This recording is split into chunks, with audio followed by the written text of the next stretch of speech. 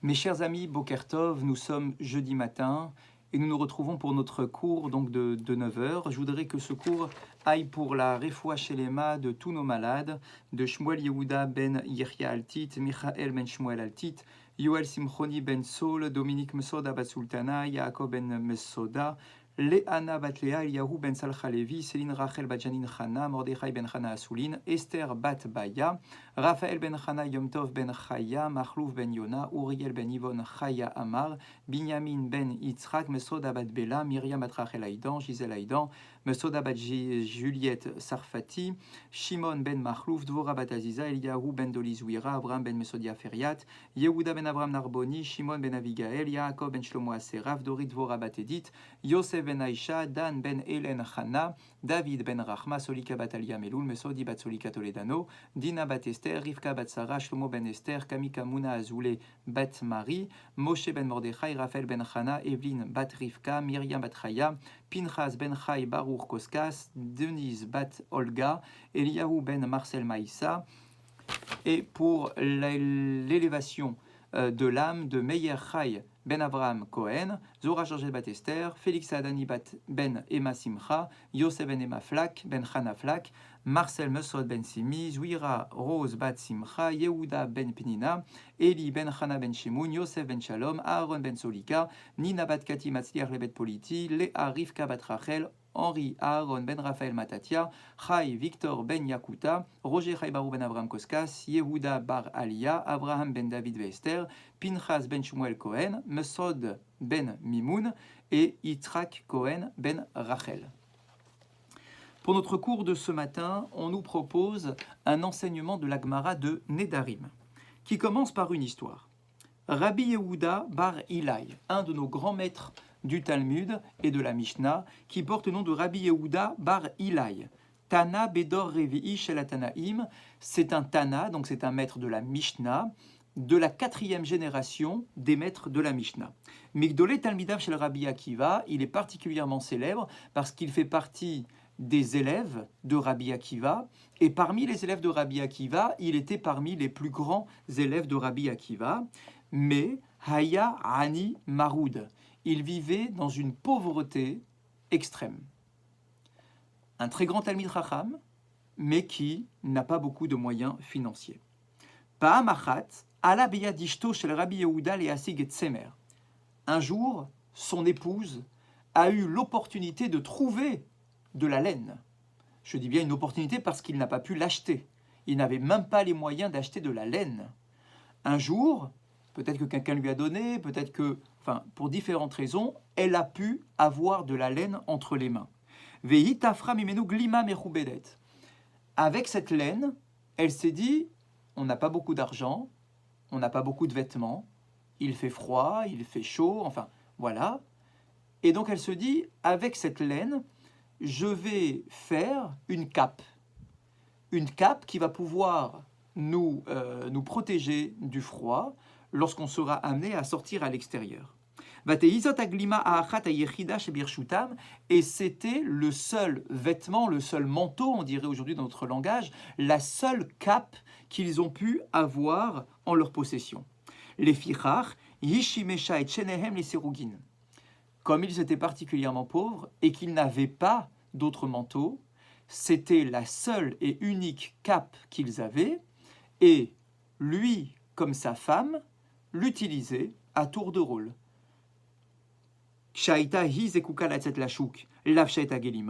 Lorsque c'est elle qui devait sortir dans la rue, eh bien c'est elle qui portait la cape en question. Mais lorsque c'est lui qui devait sortir de la maison, par exemple, pour aller à la synagogue, eh bien c'est lui qui prenait la cape. Donc il y avait une cape pour deux, une cape à se partager. Lorsque c'est elle qui sortait, elle prenait la cape. Lorsque c'est lui qui sortait, il mettait la cape. Bene Rabbi Yehuda haïta glimazo chashuva meod. Aux yeux de Rabbi Yehuda, eh bien, cette cape avait une grande valeur.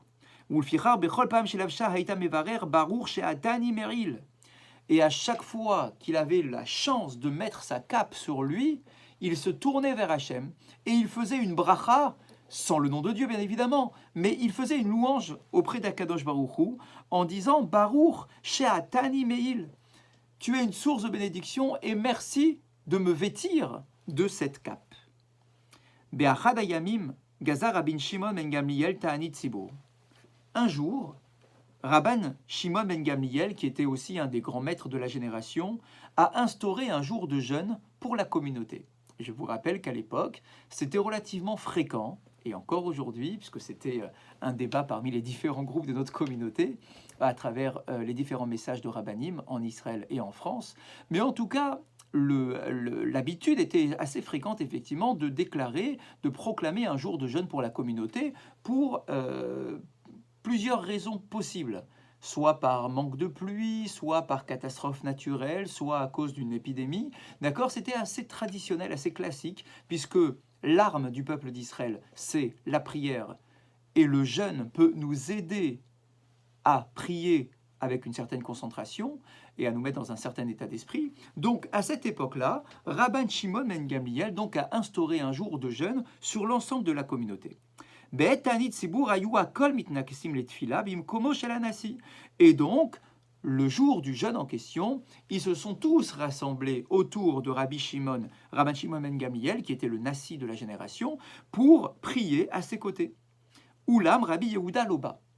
Mais on s'est aperçu que parmi tous les rabbanim qui étaient présents, il en manquait un, c'était notre fameux Rabbi Yehuda Bar Ilai. Bien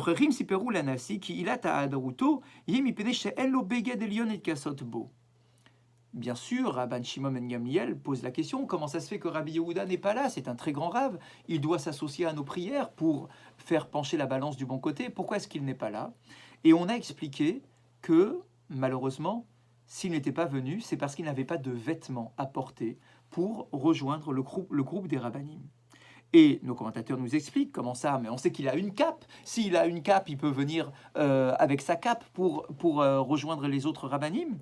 Et nos commentateurs nous disent, en fait, c'était le moment où sa femme était déjà en train d'utiliser la cape en question, et donc à l'heure du rendez-vous à la synagogue, il n'avait pas la cape sur lui, il n'avait pas la cape à disposition, et donc du coup, il n'a pas pu rejoindre les autres rabbanim.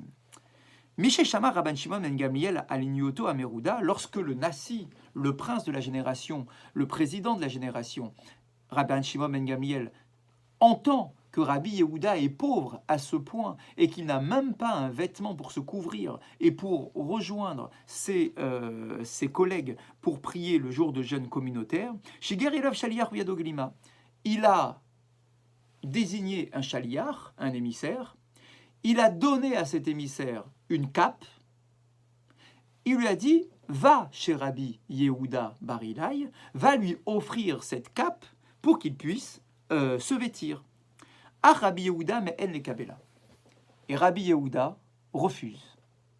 Il voit l'émissaire arriver, l'émissaire lui tend la cape en lui disant qu'elle lui est offerte, et voilà que Rabbi Yehuda refuse la cape. Uigbiya et amarat selet sheyashav alea ve'amar la sheliach re'e kama mamon yeshli mitartea ach eni rotze lehanot mimenu ba'olam hazeh. Et voilà que Rabbi Yehuda Bar Ilai ouvre un petit coffre en disant au chaliar, regarde, l'argent ne me manque pas. J'ai tous les biens nécessaires pour pouvoir m'acheter tous les vêtements que je veux. Mais je ne veux pas tirer profit de ce monde-ci et je veux rester plus accroché à la spiritualité qu'à la matérialité. Et c'est pour ça que je ne veux pas acheter ma propre cape et que je ne veux pas accepter la cape que tu m'offres parce que je ne veux pas être attiré par la matérialité. Nos maîtres se posent la question, est-ce qu'il avait véritablement un coffre-fort chez lui avec autant d'argent? Est-ce qu'il était avare? Est-ce qu'il refusait vraiment d'utiliser son argent à ce point-là? Et nos commentateurs de répondre, non, en réalité, il n'avait pas d'argent. Il n'avait pas d'argent. Mais il voulait absolument donner une leçon au chaliar et en réalité à nous tous. En nous disant, s'il le faut, je peux avoir de l'argent. Je peux soit demander à Kadosh Baruch Hu de faire en sorte que ma parnassa soit plus abondante, ou bien je peux passer plus de temps à m'occuper de ma parnassa pour gagner plus d'argent. Ce n'est pas un problème, je peux me lever à n'importe quel moment, ouvrir un placard et faire en sorte qu'il y ait de l'argent dans ce placard. mais je ne le souhaite pas. C'est mon approche. C'est un niveau exceptionnel, bien évidemment, ce n'est pas notre niveau à nous. Mais à son niveau à lui, c'est un Tana, c'est un maître de la Mishnah, qui a un niveau spirituel incroyable. Il a fait un choix dans sa façon de diriger sa vie et son existence. Il ne voulait pas être attiré par la matérialité, mais par la spiritualité. Donc, il n'a pas de cap parce que c'est un choix, et donc il refuse également que quelqu'un vienne lui offrir une cape supplémentaire. Otashan Hassan Nes.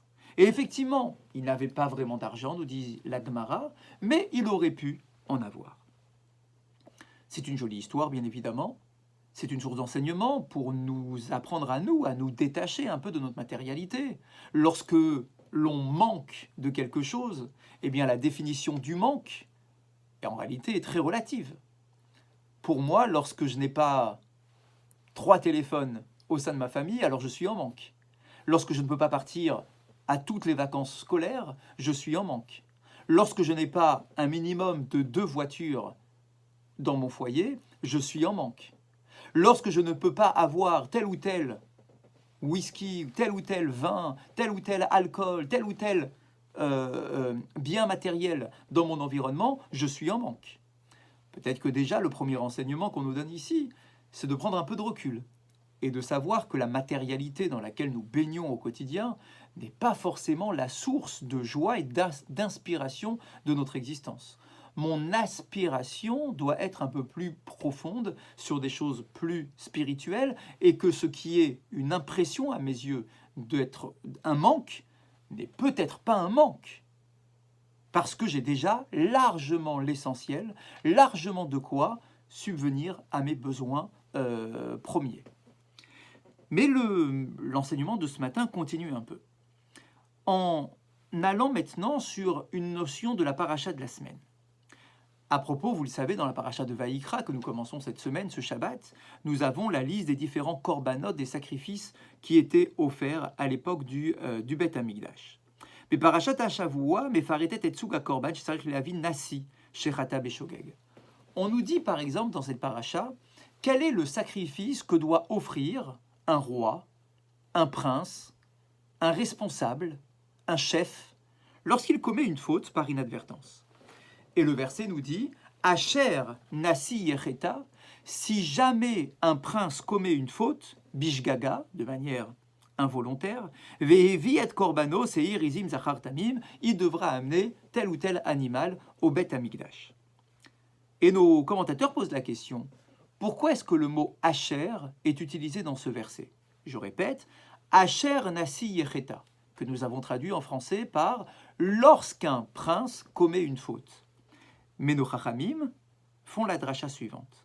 Amar Rabbi Yochanan ben Zakkai, c'est un enseignement de Rabbi Yochanan ben Zakkai, qui nous dit « Asher milachon osher ». Le mot « asher » est exactement le même que celui de « osher ». Heureux soit.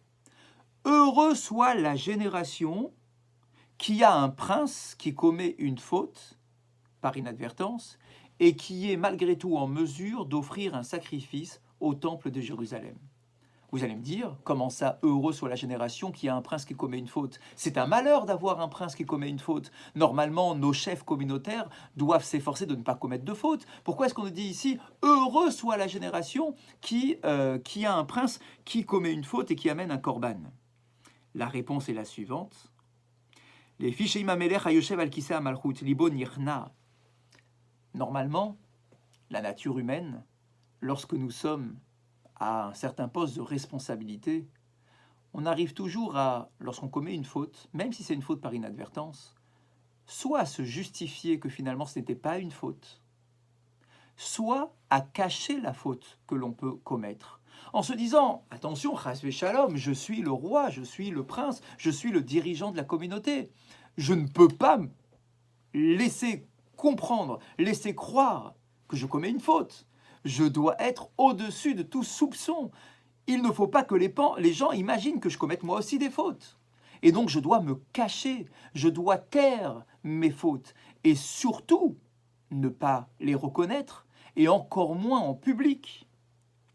Et là ici on nous dit non, heureux soit la génération qu'il y a un prince qui commet une faute et qui, malgré sa faute, est en mesure de reconnaître qu'il a commis une faute et qui va prendre un sacrifice aux yeux de tous, parce qu'il n'y a pas un chemin réservé pour les rois ou pour les princes au Beth Amikdash. Lorsque j'arrive avec un animal pour expier une faute, je suis avec l'ensemble du peuple. Tout le monde va me voir, tout le monde va m'apercevoir avec un corban entre les mains. Tout le monde va voir que je suis le prince, je suis le chef de la communauté. Et malgré tout, il m'arrive de commettre des fautes. Et je suis là avec mon animal, au sein de mon peuple. Et je reconnais que je peux commettre une faute. Et je viens au Beth Amikdash pour demander l'expiation sur ma faute. Heureuse soit la génération qui soit dirigée par un chef, un roi, un prince, un ministre, un chef communautaire, qui ressent l'humilité dans son cœur et qui est capable de s'associer aux autres, au même titre que les autres, pour offrir un korban au Beth Amikdash.